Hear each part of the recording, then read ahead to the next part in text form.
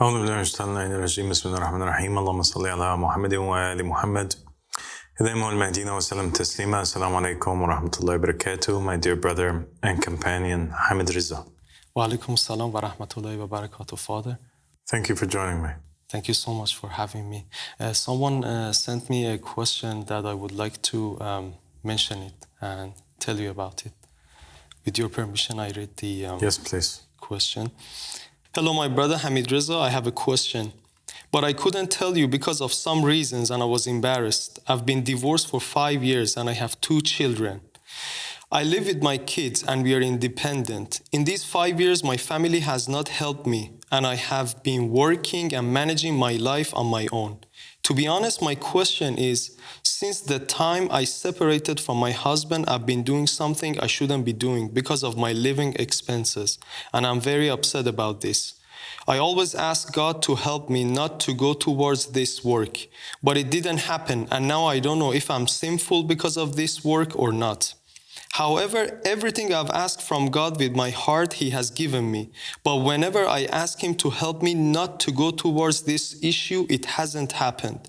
My question is, since I'm doing this work and I'm very happy to have gotten to know the riser of the family of Muhammad, Aba Al-Sadiq, peace be upon him, I read the book, but I'm afraid that Aba Al-Sadiq, peace be upon him, will not accept me because of this issue. Thank God my living conditions are good, but I'm upset about this issue and I cannot deceive myself. I have a question. I don't have a husband and I have children, and because of my situation, I'm doing this work.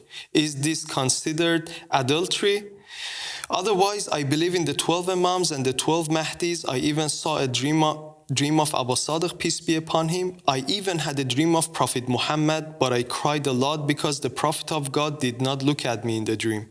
In my dream, he was very radiant, and they told me in the dream that he is the Prophet of God. At that time, I was studying the book when I had this dream.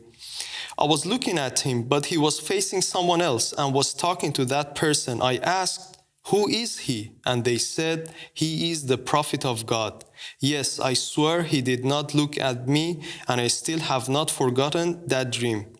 Yes, I had that feeling, but when I woke up, I just cried. I even told my mother, and she said, "You are lucky to have seen him."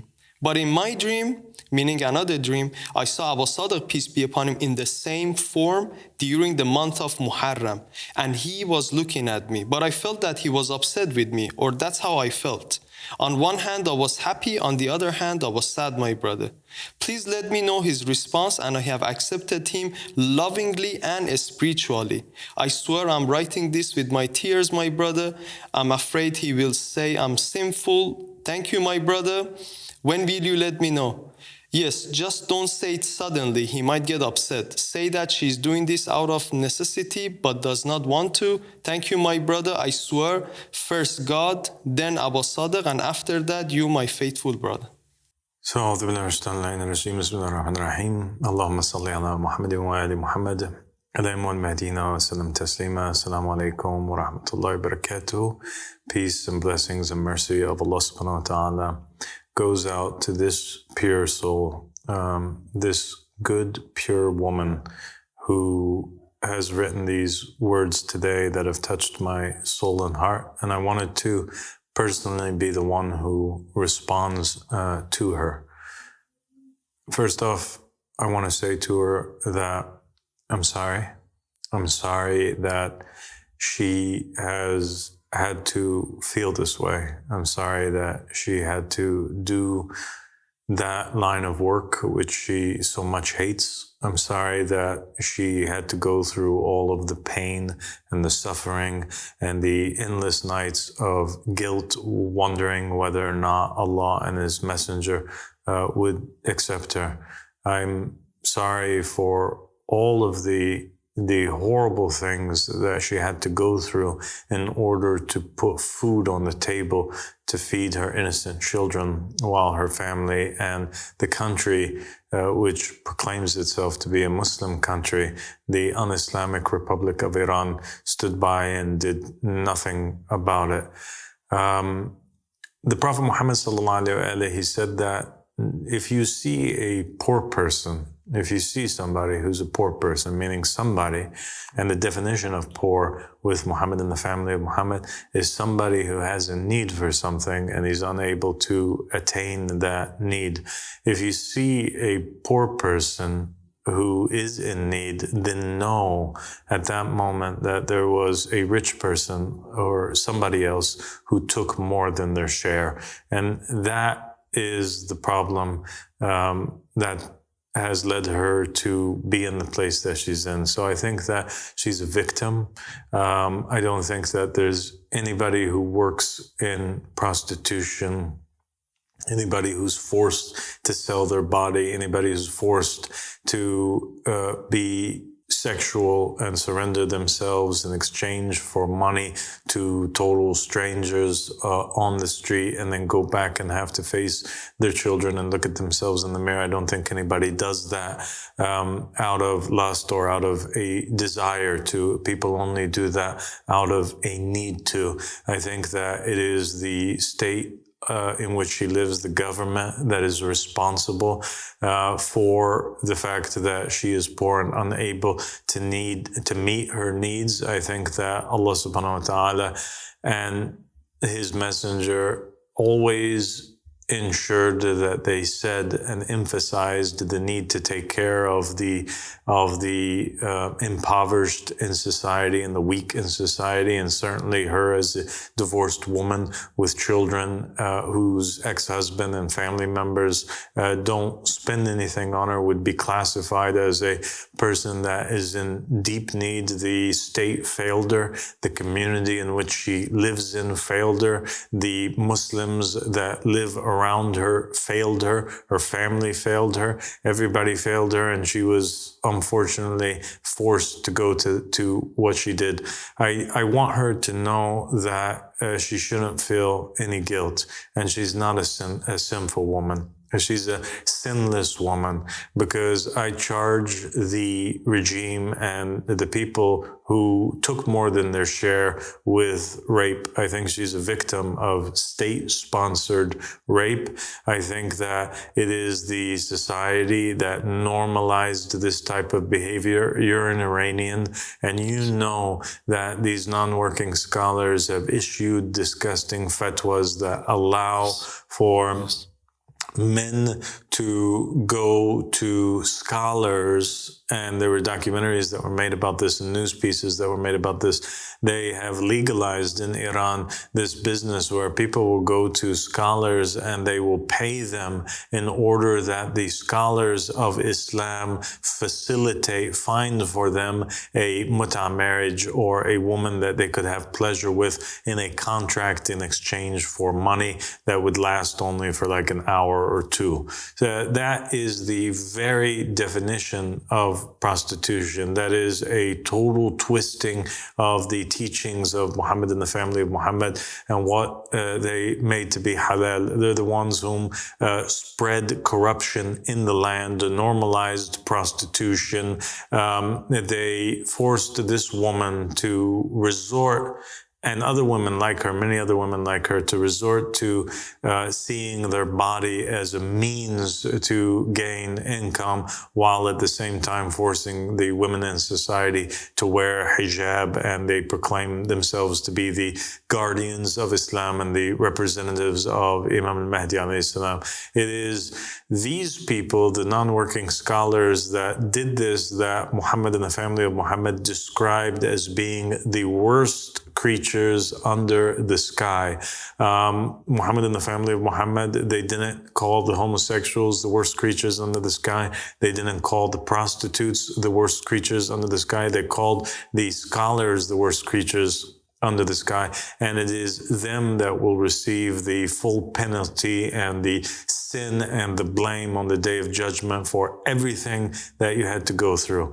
When you saw the Prophet Muhammad sallallahu alaihi wasallam in your dream, I want you to know that that is a great blessing from Allah subhanahu wa ta'ala. And even the narrations say that there's nobody that sees the Prophet Muhammad sallallahu alaihi wasallam in a dream except that they're saved. And this is like a glad tidings that they will enter into heaven. The fact that she saw him, the fact that she saw me, the fact that she said that she felt like I was upset with her. This part of feeling, this is a feeling that represents her own self. It's because the guilt that she has in her heart from these scholars that she felt this reflection, but it doesn't represent what it is that I feel towards her. My heart is filled with nothing but compassion and mercy and love and respect and admiration for her and for every other woman on this planet that is forced to do something like this. I think she's a national hero. I hope that God preserves her story and her legacy and raises her remembrance until the end of time and preserves it in the books in the same way that God preserved the incident where Jesus, peace be upon him, was defending the woman from being stoned by the non-working scholars. It is the exact same thing today with this woman.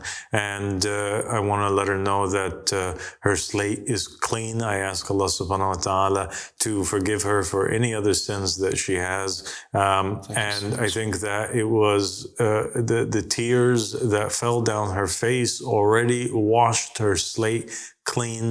And I ask Allah subhanahu wa ta'ala to bless her and bless her household. And I'm proud of her for